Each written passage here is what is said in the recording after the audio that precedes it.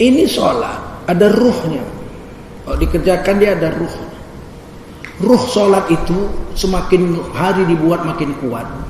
Dia punya kekuatan untuk menghindarkan diri dari maksiat. Inna sholata tanha anil fahsya'i wal munkar. Ada orang sholat kenapa masih berbuat fahsya dan munkar? Berarti sholatnya belum ada ruh, belum terbina sholat. Teruskan aja, perbaiki sholatnya, nanti dia akan memberhentikan dosanya sendiri. Itu kan hadis itu. Ya Rasul, si anu sholat tapi masih mencuri. Nggak dibilang Nabi intip. Kalau dia mencuri tangkap, bawa sini kita potong tangannya. Nggak dibilang Nabi begitu. Apa kata Nabi? Si anu sholat ya Rasul tapi masih mencuri. Suruh dia memperbaiki sholatnya. Nanti satu hari sholatnya akan mencegah dia dari mencuri. Setelah sholat itu ada ruhnya setahun, 2 tahun, 3 tahun. Nanti dia berhentikan sendiri maksiatnya. Cara memberhentikan maksiat yang dibuat orang, bukan maksiatnya diintip terus ketahuan dituduh-tuduhkan. Kau begini kau ya, kau begini ya. Nggak perlu. Naikkan aja imannya. Ajak dia sholat 5 waktu ke masjid, berjamaah, naik. Nanti dosanya sendiri dia berhentikan sendiri, nggak tanpa perlu kita tahu. Karena sholat mencegah perbuatan keji dan munkar. Wa qul ja'al haqq wa zahaqal batil. Datangkan aja kebenaran pada setiap orang. Nanti orang itu sendiri yang akan menghancurkan kebatilan yang dibuatnya yang orang lain tidak tahu. Begitu. Satu orang masuk Islam, ya Rasul aku mau masuk Islam, bagus, syahadat. Tapi aku ini pemabuk. Terus aku mau masuk Islam tapi nggak mau berhenti mabuk. Nggak dibilang Nabi udah nggak usah jadi Islam. Enggak, Islam lah, Islam lain. Islam tuh dia walaupun berdosa sebesar gunung, sebesar bumi dosanya, kalau ada iman, satu hari keluar juga dari neraka masuk surga. Tapi bagus pun budi pekertinya kalau dia nggak Islam, dia kekal dalam neraka selama-lamanya. Nabi milih, ya udah kau Islam, tapi aku tetap mabuk. Oke, kata Nabi, Islam dulu. Aku minta satu hal, kata Nabi. Iya, apa itu? Setiap kau mau mabuk, masukkan satu batu kecil ke dalam gelasmu. Oh, enteng. Oke, siap. Kenapa Nabi bilang begitu? Karena Nabi tahu ini orang jujur. Dia mabuk, dia bilang dia mabuk. Kan jujur itu. Saya mau masuk Islam ya Rasul, tapi saya nggak mau berhenti mabuk. Saya ini pemabuk. Kan jujur. Nabi mau naikkan kejujurannya itu. Nanti kejujuran itu akan memberhentikan mabuknya. Memasukkan batu satu, oke siap. Dia pun asal mau mabuk, dimasukkannya batu satu, mabuk. Sebulan kemudian ada 30 batu di gelasnya. 2 bulan kemudian 60 udah. Macam mana mau minum batu semua? Mau dibuang malu, nanti jumpa Rasul. Macam mana batumu? Dibuang, kan nggak mungkin. Akhirnya berhenti dia mabuk. Berapa bulan kemudian jumpa Rasul. Bagaimana hal kau? Alhamdulillah ya Rasul, saya sudah berhenti mabuk. Loh, kok berhenti? Nggak bisa lagi, banyak batu. Tetelanlah batu. Ini kan ajaran Rasul. Orang baik itu baiknya dinaikkan. Supaya baiknya itu nanti akan menghancurkan kejahatannya sendiri. Tanpa kita perlu tahu apa dosa dia. Sampai sini paham?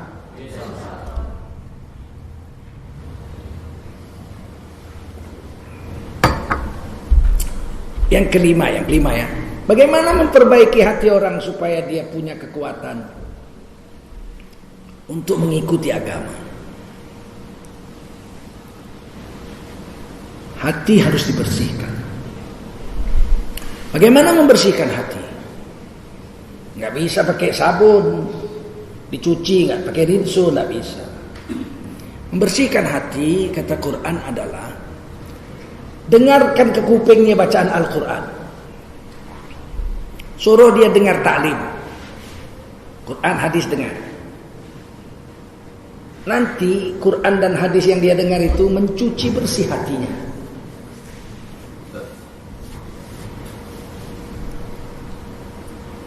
Rasulullah mengatakan setiap orang berbuat satu dosa kecil, hitamlah hatinya setetes. Setitik. Nuktah hitam fi qalbihi. Jadi dia buat satu dosa, bohong dia sekali, satu tetes. Hatinya itu cuma sebesar burung merpati, telur burung merpati.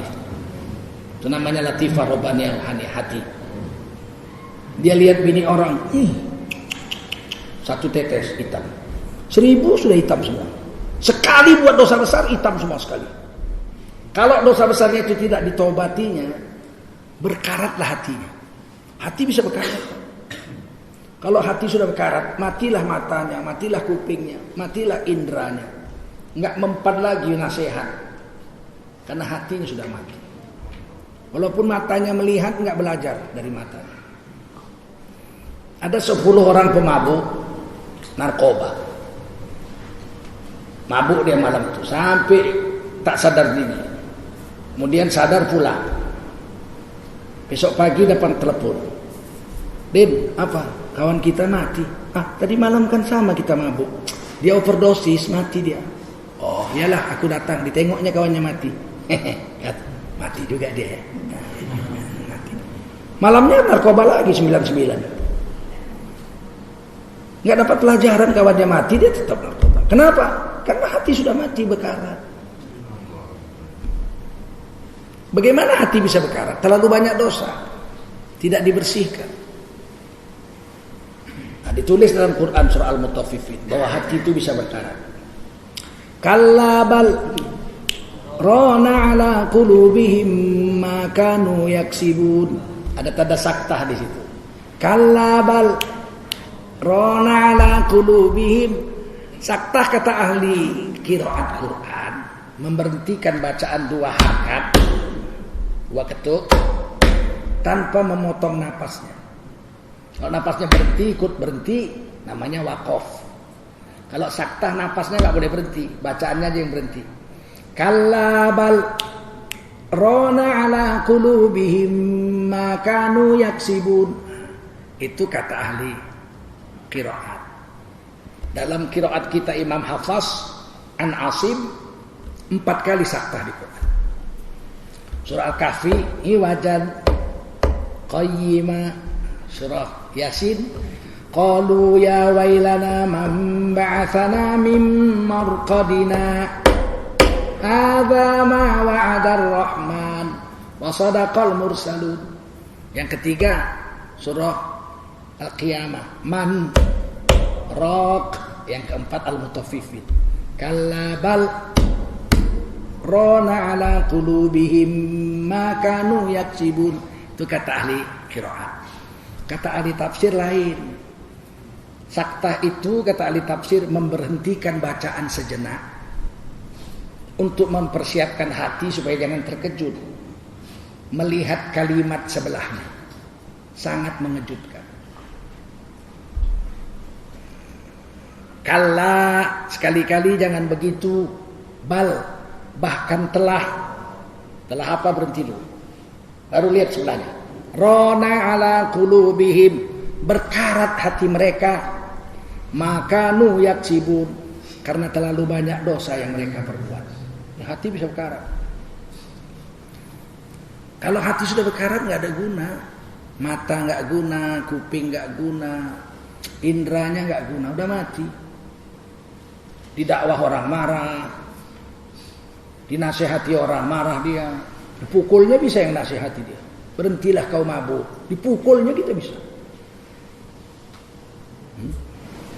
Tiap hari pelihara anjing, dimandikannya anjing. Anaknya nggak pernah dimandikannya, anjingnya dimandikannya. Anaknya kasih makan ikan asin, anjingnya makan ayam. Tidur nggak pernah sama anaknya, tidur sama anjing. Pergi kemana-mana nggak bawa anak istrinya, bawa anjing. Naik Honda dia anjing depan. Saking sayangnya sama anjing.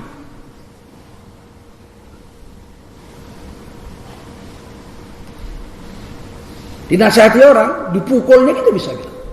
Kau jangan kau urus anjing aja, kau urus anak bini, pak dipukulnya. Jangan kau urus aku, kau atur aja anak bini kau. Udah mati panca indera. Jangan dinasihati orang. Dibunuhnya bisa kita. Mati anjingnya nangis dia seminggu. Mati aja ngambo ala sedih ngambo. Satu Innova ditawar orang ndak ambo ke bayi.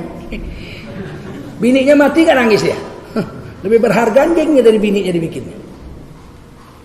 Hati udah berkarat, payah nasihatinya. Cemana membersihkannya itu? Paksa dia mendengarkan Quran dan hadis. Duduk dalam taklim. Itu dibuat Nabi. Begitu Nabi mengislamkan sahabat-sahabat.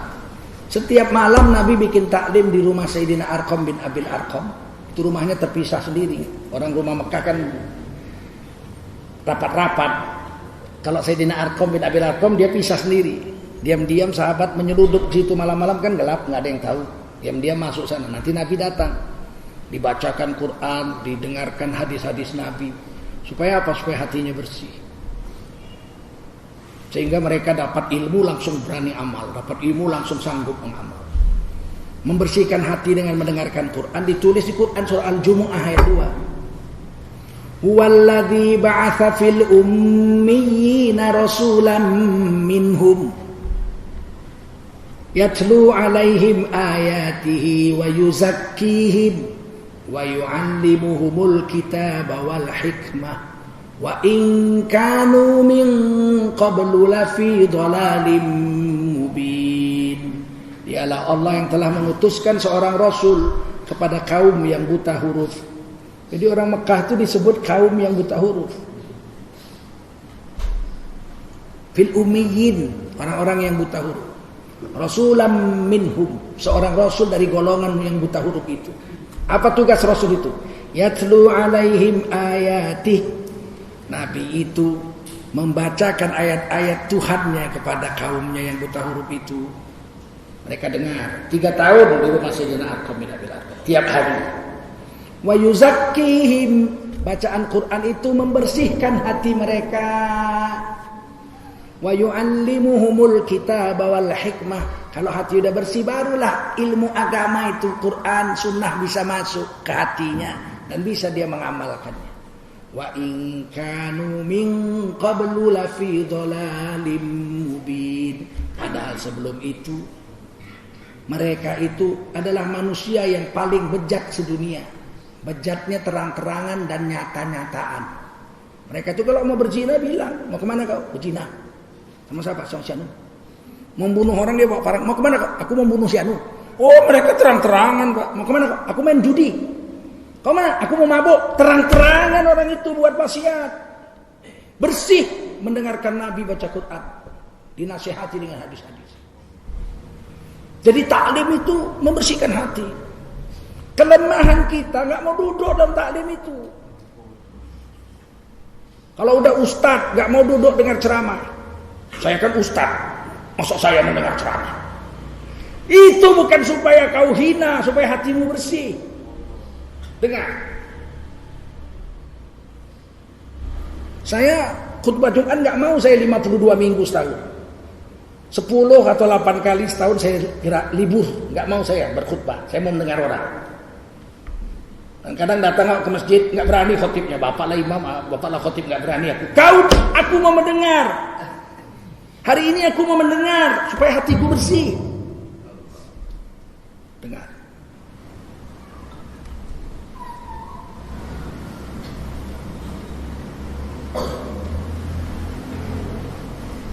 Maka nggak usah heran ada orang ikut jemaah tabligh 3 hari pulang preman jadi baik. Karena 3 hari dengar taklim 9 jam. Dari jam 9 dia duduk dengar Quran dibaca. Hadis dibaca, Rasulullah bersabda, siapa sholat berjamaah dapat 27 derajat. Sementara 1 derajat dengan derajat yang lain, ma bainas sama'i wal ard, sejauh jaraknya langit dan bumi.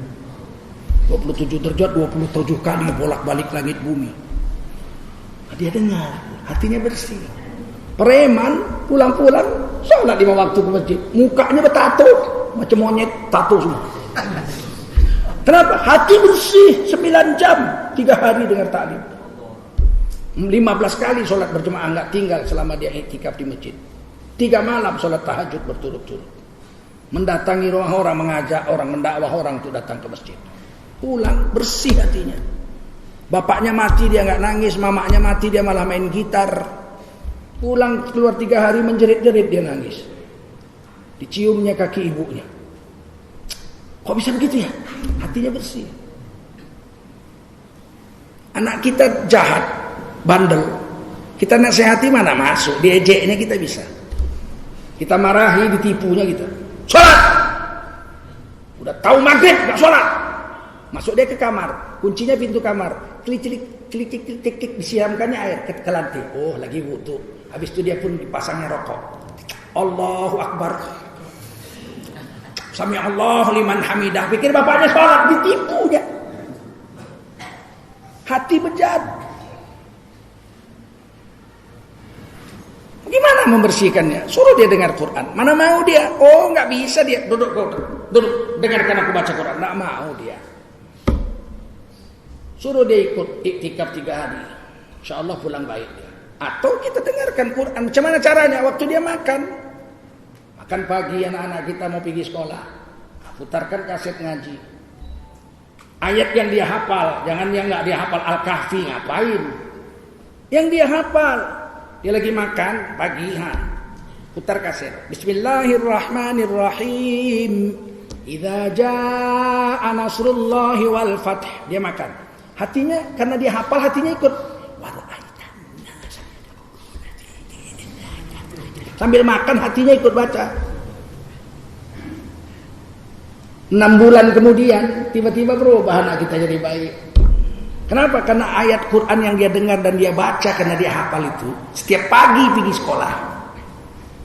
Wa yuzakkihi hati, membersihkan hatinya.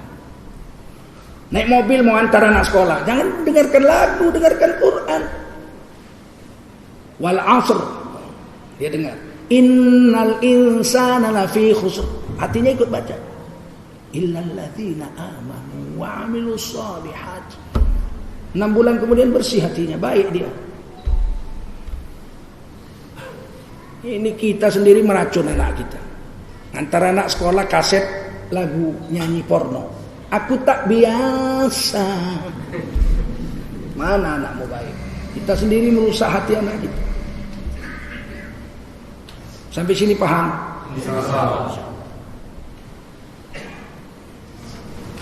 Jangan anggap remeh dengan taklim. Duduk dalam taklim ini membersihkan hati. Ciri-cirinya bagaimana hati itu dikikisnya? Orang yang banyak dosa duduk ngaji gini gelisah. Lama kali pun Ustaz dicakap. Lama kali. Tapi orang yang hatinya itu bersih, duduk enak dia. Tiba-tiba cepat kali habisnya. Bisa diukur hati kita ini. Hati kita ini bisa diukur. Kalau bersih suka dia dengan agama. Kalau kotor sama agama nggak suka dia. Orang ngaji aja dimarah. Jangan ngaji kuat-kuat kau. Kalau mau ngaji di rumahmu kau. Mengganggu aja kau. Orang ngaji dia ganggu katanya. Giliran orang nyanyi ikut tangannya. Ke kanan, ke kanan, ke kanan dan ke kanan, ke kiri, ikut tangannya. Rusak.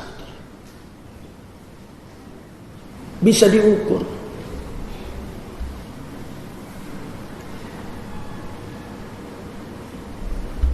Hati ini bisa diukur. Apakah hati kita ini hati orang baik apa orang jahat? Bisa diukur. Kata Quran, "Wa may yu'azzim sya'airallah fa innaha min taqwal qulub." Barang siapa yang mengagungkan syiar-syiar agama Allah, perbuatannya itu muncul dari hati yang bertakwa. Jadi kita bisa ukur diri kita. Diri orang kita nggak bisa ukur diri kita. Aku ini udah bertakwa belum? Oh mudah. Kau suka nggak bergabung dengan acara-acara agama? Ada ngaji, duduk awak situ. Oh, iya kalau ngaji aku nggak pernah absen, tetap datang. Terus kalau sholat berjamaah aku pun nggak pernah, udah 2 tahun nggak pernah absen, tetap datang. Masya Allah. Kalau gotong royong bersihkan masjid, aku nomor 1 datang. Oh berarti kau orang bertakwa. Jadi kita bisa ukur diri kita. Ini aku orang bertakwa apa enggak? Di mana majelis kamu banyak bergabung? Kalau banyak bergabung pada majelis-majelis yang syiar agama, sholat berjemaah, sholawatan, baca yasin, baca Quran, taklim, khidmat agama, berarti Anda orang bertakwa. Fa innaha min taqwal. Tapi kalau syiar yang kita ikuti, syiar-syiar kebejatan, ada joget nomor 1 kita. Gerimis pun ikut dia joget. Dangdut. Udah lemes jatuh dia, tangannya masih main. Lanjut. Kalau begitu kau bukan hati yang bertakwa. Bisa diukur. Ini agama ini bukan untuk mengukur orang, untuk mengukur diri. Untuk mengukur diri. Korban Idul Adha, ikut nggak kita situ? Oh ikut, aku tiap tahun aku korban. Fa innaha min taqwal qulub. Itu muncul dari hati yang bertakwa. Kalau nggak bertakwa mana mau dia korban. Pak, tahun ini korban Pak. Saya kan nggak mampu, saya orang miskin. 1 ekor kambing 2,5 juta, mana ada duit saya. Saya orang miskin. Nantilah kalau saya udah kaya. 2,5 juta setahun nggak bisa dia merokok 30.000 sebungkus bisa. Ini kan memang hatinya memang nggak bertakwa. Merokok bisa 30.000 sebungkus sehari. Setahun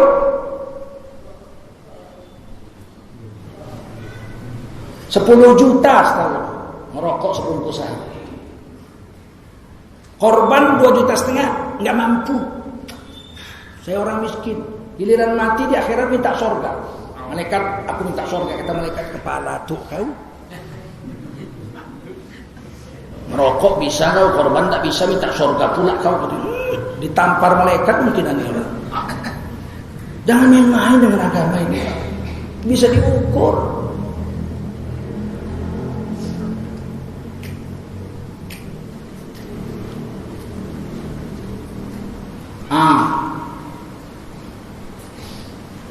Biasakan mendengar Quran. Jangan dengar yang rumit-rumit. Ad-Dukhan, payah. Al-Waqi'ah, susah. Yang kita hafal aja. Alam alhaakumut takatsur hatta zurtumul maqabir. Kalla saufa ta'lamuna thumma kalla saufa ta'lamun. Yang kita hafal.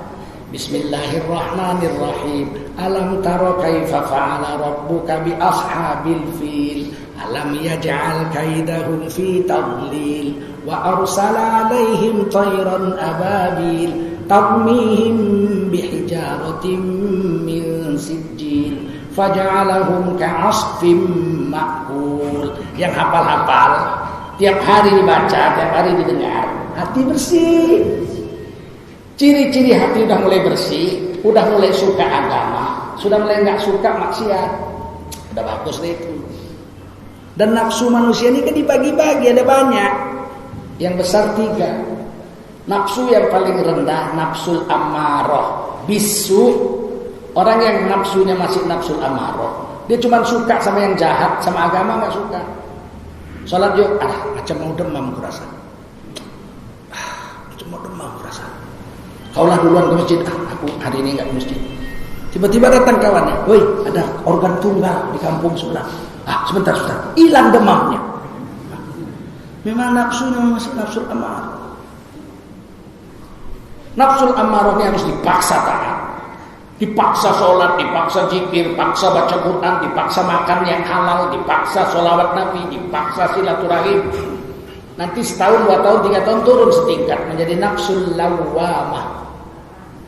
Nafsul lawwamah itu nafsu yang sudah mau agama, tapi sekali-sekali khilaf juga mengamalkan dosa yang lama. Udah 5 tahun nggak mabuk, 5 tahun sudah beramal soleh, udah tidak mau mabuk. Tiba-tiba jumpa kawan-kawan lama. Apa kabar, kau kemana aja kau? Wah, kau udah lupa sama kawan-kawan lama. Ayo duduk.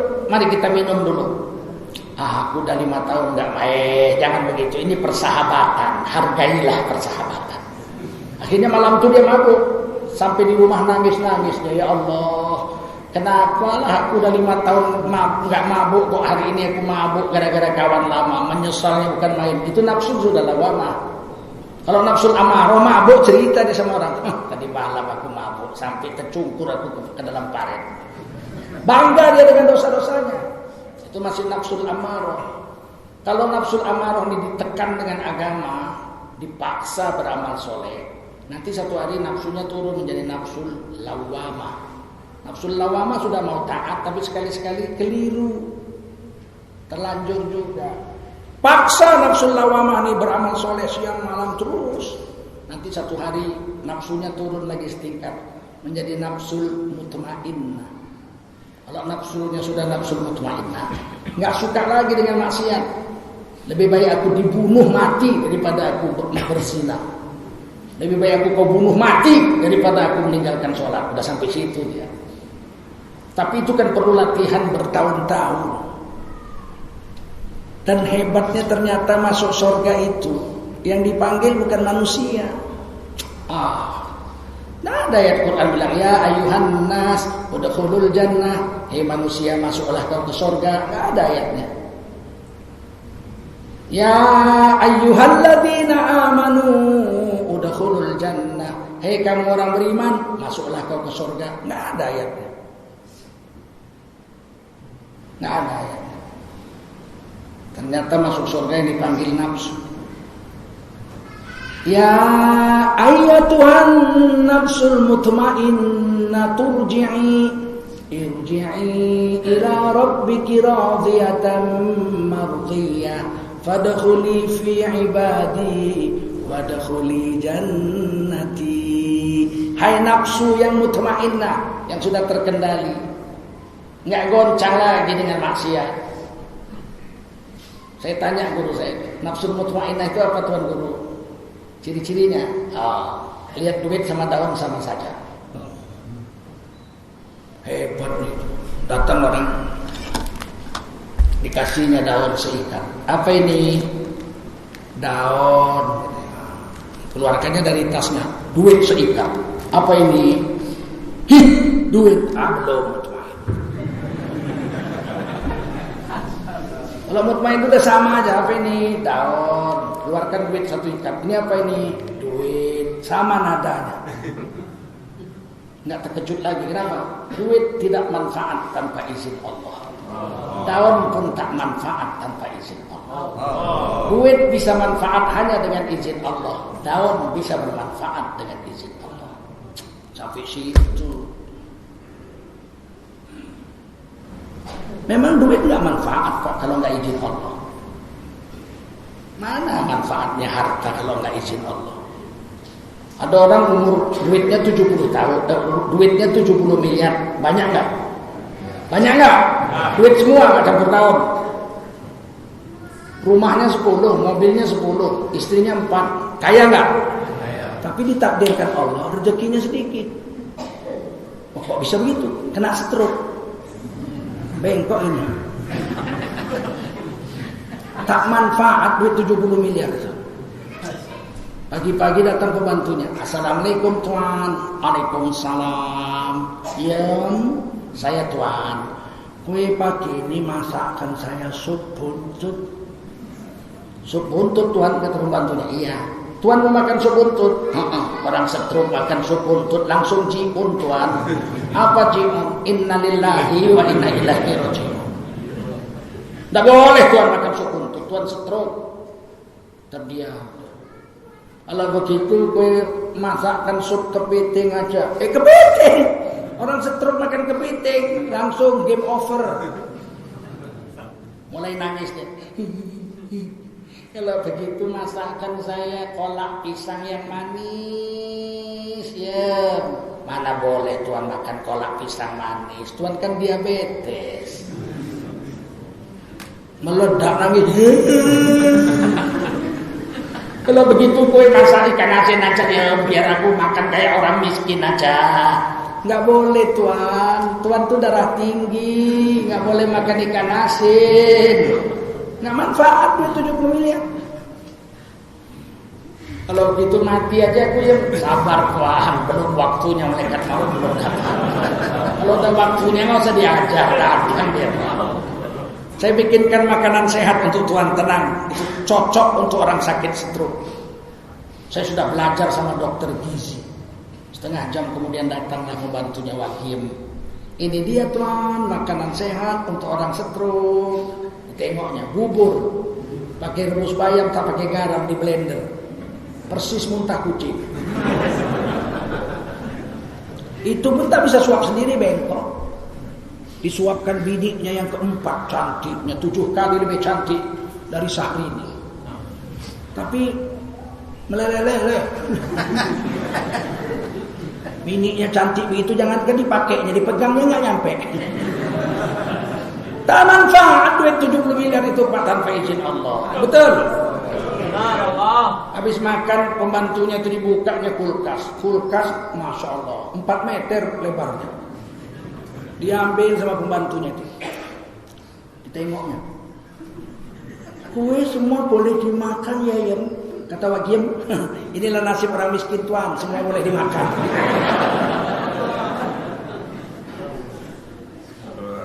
Kita pikir kalau kita kaya harta banyak,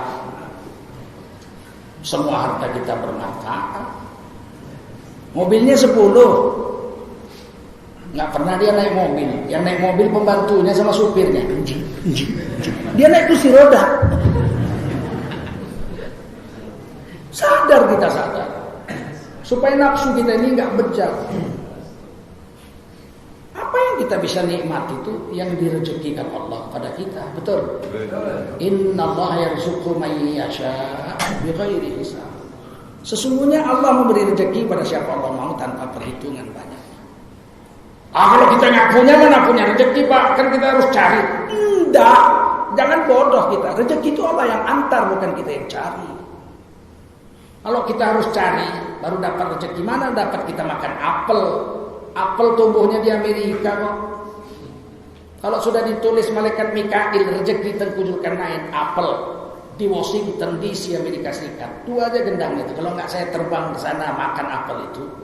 Yang kedua, apel itu yang terbang jumpa saya di Indonesia. Betul?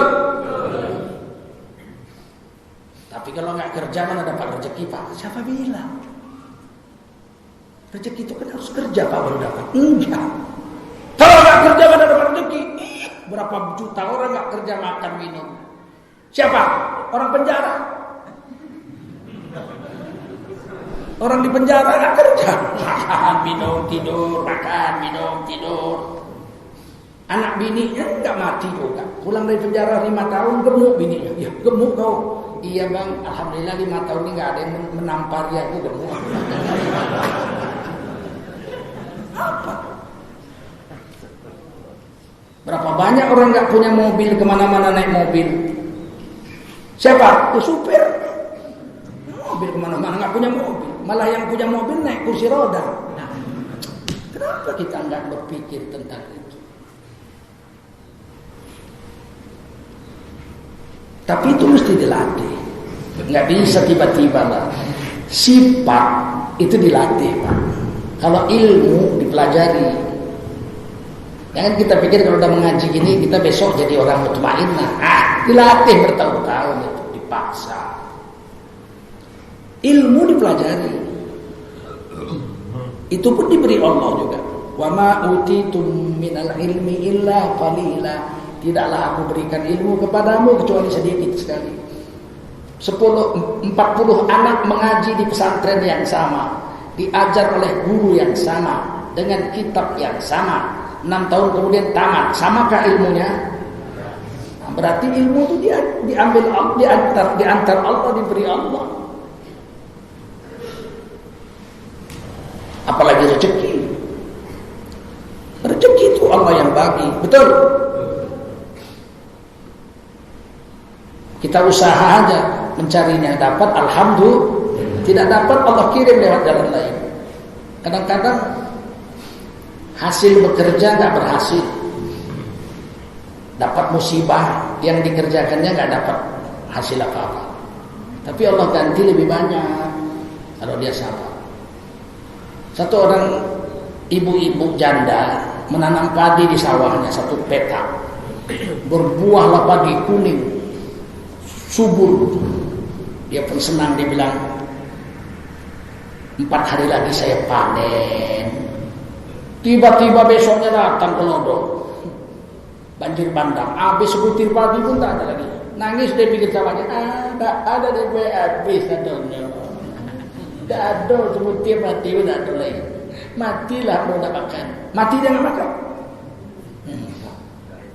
Tiba-tiba seminggu kemudian bupati datang, yayasan ini datang, yayasan itu datang, bantuan-bantuan datang. Kalau panen harganya cuma 400.000, tapi dengan bantuan karena kena gempa, kena banjir bandang, malah dapat 4 juta. Untung dia nggak nanam padi sambil doa, ya Allah, ini kalau mau panen datang lagi lah bala bencana. Kenapa sih kita nggak berpikir tentang itu?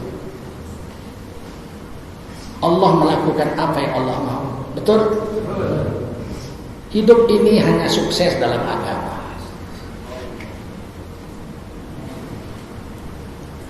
Wajib ada di antara kamu yang mengajak kepada kebaikan. Wa ya'muruna bil ma'ruf, memerintahkan berbuat ma'ruf. Wa yanhauna 'anil munkar, mencegah orang berbuat munkar. Distempel ayatnya. Wa ulaika humul muflihun. Mereka adalah orang yang sukses. Mereka adalah orang yang sukses. Mau sukses, 3 itu buat. Ajak orang berbuat baik, perintahkan berbuat ma'ruf, cegah berbuat munkar. Meskipun sekampung benci sama kita, Allah bilang kita orang sukses. Nabi Nuh itu dakwah 420 tahun. Umur 480 tahun diangkat jadi rasul. Dakwahnya malam dan siang. Satu-satunya rasul yang dakwah malam dan siang Nabi Nuh. Lailan wan nahar, malam dan siang. Nabi Muhammad dakwah cuma siang, malam tahajud. Ya ayyuhal muzammil qumil laila illa qalila. Malam Nabi Muhammad SAW salat malam, siang dakwah. Ya ayyuhal muddathir, hai kamu yang berselimut tipis di siang hari, qum fa'anzir, bangun bikin kerja dakwah. Malam tahajud. Kalau Nabi Nuh lailan wan nahar, malam dakwah, siang dakwah. Umur 480 diangkat jadi nabi. Umur 900 tahun datang badai topan. 420 tahun Nabi Nuh dakwah malam dan siang. Cuma dapat murid 79. Menurut tafsir Baghawi, cuma 79 umatnya yang beriman. 4 anaknya, 1 murtad kafir masuk dalam topan mati. 3 naik perahu. 79 tambah 3 82. Menantunya 3 naik perahu.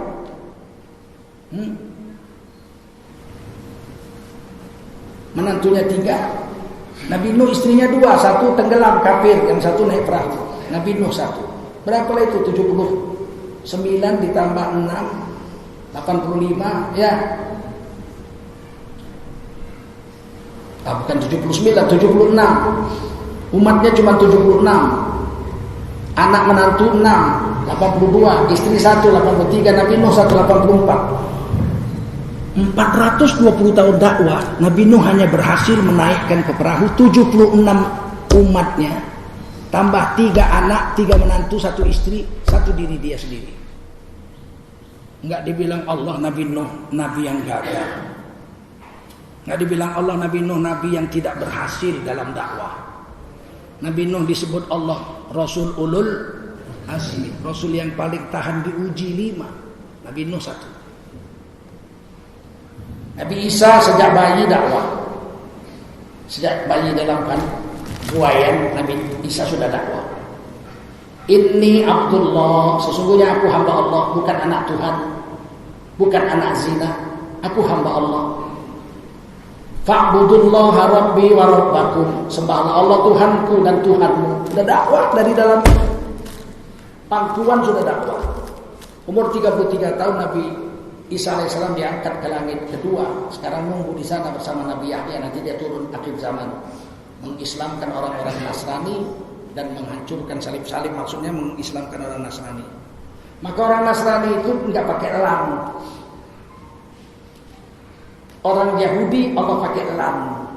Lam, nun, lan. Dari dulu sampai sekarang, sampai besok, sampai kiamat, orang Nasrani, orang Yahudi tidak akan mau masuk Islam. Walan tardo angkal Yahudu wala an nasoro. Beda tulisannya. Kalau Yahudi lam, dari semalam sampai hari ini, sampai besok, sampai kiamat, orang Yahudi tidak akan mau ikut agamamu. Tidak akan ridho kepadamu sampai kau ikut agama mereka. wala an-nasara. Cuman karena itu diwasolkan bacanya walan nasara, tapi tulisannya beda. Nasrani tidak pakai la. Kemarin tidak, ini hari tidak, mungkin besok iya. Kapan orang Nasrani masuk Islam? Setelah Nabi Isa datang. Nabi Isa itu turun membunuh Dajjal dan mematahkan salib-salib. Bukan maksudnya manjat di gereja, motongi salib, ditangkap Densus 88 lah dia. Maksudnya dia mengislamkan orang Nasrani semuanya. 13 cuma muridnya, 33 tahun beliau dakwah. Satu khianat. Cuma 12, coba. Nggak dibilang Nabi Isa Rasul yang gagal. Nabi Isa disebut Rasul Ulul Azmi. Nabi Muhammad dakwah semua anak istri menantu umatnya 124.000 masuk Islam. Tapi paman kandung Abu Lahab enggak, Abu Jahal, Abu Thalib tidak. Nggak disebut Nabi Muhammad Rasul yang gagal. Tapi disebut Rasul Ulul Azmi. Kita dakwah ini Pak, seumur hidup nggak ada yang ikut pun kita disebut pendakwah yang sukses. Wa ulaika humul muflihun. Nabi Samuel 313 rasul dari 124.000 nabi dan rasul. Satu di antaranya Samuel. Bukan Samuel, Sam'un. Istrinya Dalilah pun enggak mau masuk Islam. Kaumnya satu pun enggak ada yang mau masuk Islam. Ada filmnya dibikin orang Hollywood, Samson and Delilah. Kata Nabi Muhammad SAW, lagi duduk-duduk sama sahabat, tiba-tiba Nabi melihat langit, tersenyum Nabi. Sahabat tanya, ada apa ya Rasul? Dinampakkan suasana hari kiamat kepada aku sekarang. Kulihat ada Nabi masuk surga dengan banyak sekali umatnya. Nabi Muhammad lah itu. Tapi ada Nabi yang sedikit umat masuk bersama. Nabi Isa cuma sedikit. Tapi ada Nabi yang masuk surga lenggang kangkung sendirian. Dipikulnya senjatanya dari rahang onta. Dia perang sendiri lawan 1.500 orang, dia menang. Tapi mertuanya, anaknya, istrinya, kaumnya nggak ada satupun yang masuk Islam. Tapi dia nggak disebut orang, nggak disebut Allah Rasul yang gagal. Dia disebut Rasul Ulul Azmi. Dia disebut Rasul pilihan 313. Inilah yang mau saya sampaikan. Mudah-mudahan kita bisa bertanggung jawab dengan agama di negeri kita. Paham?